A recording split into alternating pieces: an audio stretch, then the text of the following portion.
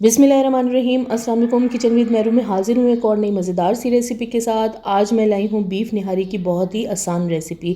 वैसे निहारी बनाने का सोचे तो जहन में बहुत ढेर सारे मसाले आते हैं और एक लंबा प्रोसीजर, और घर में निहारी बनाने से बेहतर हम बाहर से ऑर्डर करना पसंद करते हैं।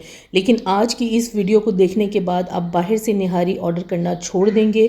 निहारी की नहायत आसान तरीके से मैं रेसिपी लेकर आई हूँ। ईजी रेसिपी है और बहुत ही डिलीशियस बनती है। कोई यकीन ही नहीं कर पाएगा कि ये आपने घर में बनाई है या बाहर से ऑर्डर की है। आइए इस मज़ेदार सी निहारी को बनाना शुरू करते हैं।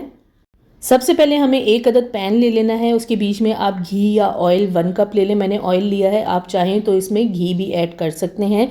ऑयल को हमने मीडियम से कम फ्लेम पे गरम कर लेना है, और जब ऑयल गरम हो जाए तो इसके बीच में हम डाल देंगे लहसुन अदरक पेस्ट 1 टेबल स्पून भर के, और इसे हल्का सा हम फ्राई कर लेंगे, इतना कि ये लाइट गोल्डन कलर में आ जाए।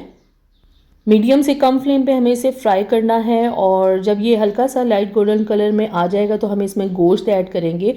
और गोश्त ऐड करने से पहले आपने गोश्त को अच्छी तरह से साफ़ करके धो के छलनी में रख देना है। अगर आप गोश्त की स्मेल और ब्लड ख़त्म करना चाहते हैं तो इसकी भी वीडियो मैं ऑलरेडी अपने चैनल पर शेयर कर चुकी हूँ। ऊपर आई बटन को क्लिक करके आप देख सकते हैं। अब गोश्त डालने के बाद हमने क्या करना है कि इसको हमें 8 से 10 मिनट तक फ्राई कर लेना है, और इतना फ्राई करना है कि इसका कलर चेंज हो जाए। गोश्त भी पानी छोड़ता है और थोड़ा सा पानी निकलेगा गोश्त का, हमें उस पानी को भी खुश्क कर लेना है। इतना हमें इसे भून लेना है। अच्छी तरह से हमें इसकी मीडियम फ्लेम पे भुनाई करनी है इसी टाइम पे। और बीफ निहारी बहुत ही डिलीशियस बनती है, ईजी रेसिपी है। अब हमें क्या करना है, मसाले डालने हैं। मसालों से पहले हम इनकी क्वांटिटी देख लेते हैं। सबसे पहले हमें चाहिए लाल मिर्च पाउडर 1 टीस्पून। आप इसमें हस्बे ज़रूरत नमक और लाल मिर्च पाउडर को ऐड कर सकते हैं। अगर ज़्यादा स्पाइसी पसंद करते हैं तो लाल मिर्च पाउडर की क्वांटिटी ज़्यादा कर लें। नमक मैंने लिया है 1/2 टीस्पून, हस्बे ज़रूरत आप डाल सकते हैं। और ये मेरे पास है अदरक पाउडर यानी जिंजर पाउडर, ये मैंने लिया है 1/2 टेबल स्पून। और ये मेरे पास पिसी हुई सौंफ है 1 टेबल स्पून। पिसी हुई मैंने 1 टेबल स्पून ली है। अगर आप मोटी कुटी ले रहे हैं तो 1 + 1/2 टेबल स्पून ले लें। इसके अलावा इसमें काला नमक जाएगा 1/2 टीस्पून, और गरम मसाला पाउडर इसमें जाएगा 1/2 टीस्पून। ये है कश्मीरी लाल मिर्च पाउडर, जो कि निहारी के रंग को बहुत ही ज़बरदस्त कर देगी। ये मैंने लिया है 1/2 टेबल स्पून। इसका कोई टेस्ट नहीं होता, सिर्फ ये कलर के लिए इस्तेमाल की जाती है। और काली मिर्च पाउडर मैंने लिया है 1/2 टीस्पून। अब इन तमाम मसालों को हमें मिक्स कर लेना है और हमें साइड पे रख लेना है। और जो गोश्त को मैंने भूनने हुए रखा था, ये इसे 8 से 10 मिनट हो चुके हैं। अच्छी तरह से हमने इसकी भुनाई करनी थी, इसका पानी जो निकला था उसे भी खुश्क कर लेना था। अब इसके बीच में हम ये तमाम ड्राई मसाले ऐड करेंगे। अच्छी तरह से इस गोश्त को आपने भून लेना है, और इसके बीच में ऐड कर दूंगी ये तमाम मसाले। देखिए कितने आसान मसाले मैंने इसमें डाले हैं, और इन्हीं से निहारी का टेस्ट बहुत ही ज़बरदस्त आएगा। अच्छी तरह से मसाले डालने के बाद इसकी हमें भुनाई करनी है, और मसाले डालने के बाद इसके बीच में आप थोड़ा सा पानी ऐड कर लें ताकि मसालों को भुनने में आसानी हो जाए और अच्छे से मसाले पक जाएं। इसमें मैंने तकरीबन 1/2 कप पानी डाला है, और इतना भून लें कि मसालों का जो कच्चापन है वो ख़त्म हो जाए। और इसे हमें थोड़ा लो फ्लेम पे फ्राई करना है ताकि मसाले जलें नहीं। अच्छी तरह से मैं इनकी मसालों के साथ भी भुनाई कर लूँगी गोश्त की। और गोश्त को जो है वो मैं कुकर के बगैर बना रही हूँ। इसमें कितना पानी ऐड करना है वो भी मैं आपको आगे वीडियो में बता देती हूँ। और इस गोश्त की जगह पे आप मटन भी ले सकते हैं और चिकन भी ले सकते हैं, लेकिन अगर आप चिकन ले रहे हैं तो इसके बीच में पानी जो है वो कम जाएगा। गोश्त को हमने गलाना है, इसलिए इसके बीच में अब मैं ऐड करूँगी 3 लीटर पानी। 3 लीटर पानी जाएगा, और कुकर के बगैर बना रही हूँ। और इसे अब हमें मिक्स कर लेना है और कवर कर देना है, और इसे पकने के लिए रख देना है तकरीबन 2 घंटे के लिए। अच्छी तरह से कवर कर दें, और बीफ इतना गला हो कि बोटी आराम से टूट जाए मगर पकाते हुए टूटे नहीं। तकरीबन 2 घंटे हो चुके हैं, और देखें पानी भी थोड़ा सा कम हो गया है इसमें से। और अब मैं एक अदद बोटी इसमें से निकाल के चेक कर लूँगी कि गोश्त अच्छे से गला है कि नहीं। ये देखें कितने आराम से जो गोश्त है वो टूट रहा है, और ये पकाते हुए टूटेगा नहीं, लेकिन मुकम्मल तौर पर ये गला हुआ होना चाहिए ताकि जब आप निहारी सर्व करें तो निवाले के साथ जो बोटी है वो बहुत ही आसानी से टूट जाए।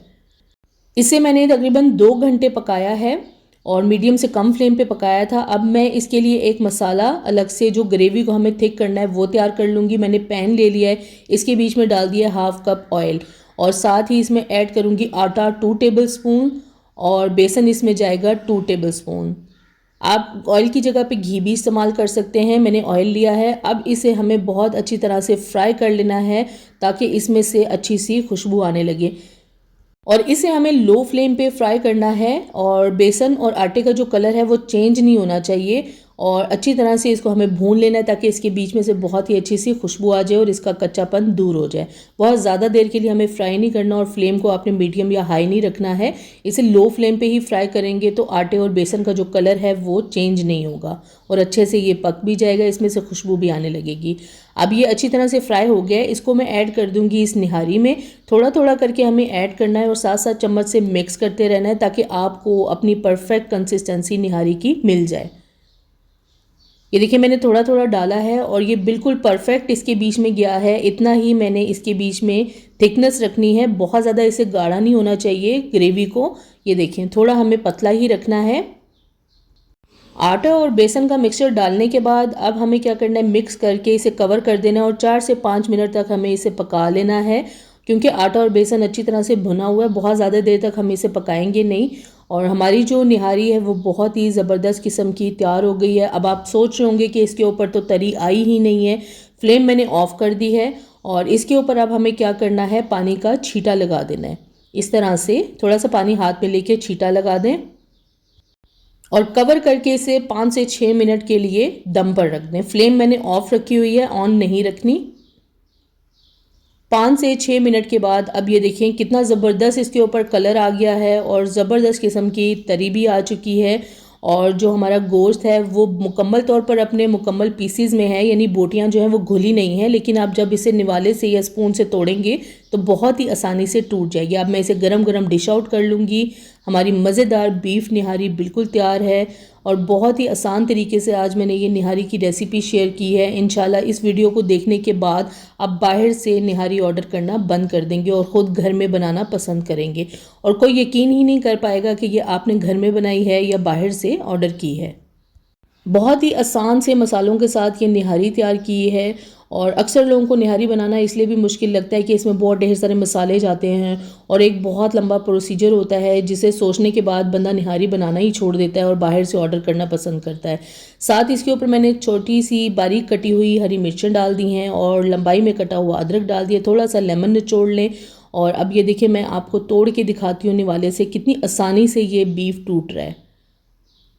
बहुत ही टेस्टी निहारी बनी है और कोई यकीन ही नहीं कर पाएगा कि ये आपने घर में बनाई है या रेस्टोरेंट से मंगवाई है और टेस्ट इसका बहुत ही लाजवाब है। निहारी की मैं ऑलरेडी रेसिपीज़ शेयर कर चुकी हूँ, लिंक ऊपर आए बटन को क्लिक करके आप देख सकते हैं और आसान सी रेसिपीज़ मैंने शेयर की हैं तमाम निहारी की। आज की इस वीडियो में बीफ निहारी की बहुत ही आसान रेसिपी बताई है, इसे आपने ज़रूर ट्राई करना है और मुझे कमेंट्स में ज़रूर शेयर करना है ये वीडियो आपको कैसी लगी। अगर अभी तक आपने मेरे चैनल को सब्सक्राइब नहीं किया तो प्लीज़ मेरे चैनल को सब्सक्राइब करें, लाइक करें, शेयर करें और बेल आइकॉन को ज़रूर प्रेस कर दें ताकि मेरी आने वाली नई वीडियो को नोटिफिकेशन सबसे पहले आपको मिले। अल्लाह हाफिज़।